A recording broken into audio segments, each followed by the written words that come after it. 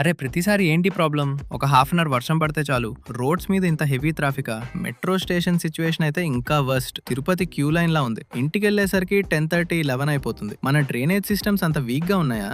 అందరూ వెంటనే ఫోన్ తీసి రీల్స్ లో గవర్నమెంట్ రెస్పాన్సిబిలిటీస్ గురించి క్లాసులు చెప్తారు కానీ రియల్ ప్రాబ్లం ఎక్కడుందో ఆలోచించారా?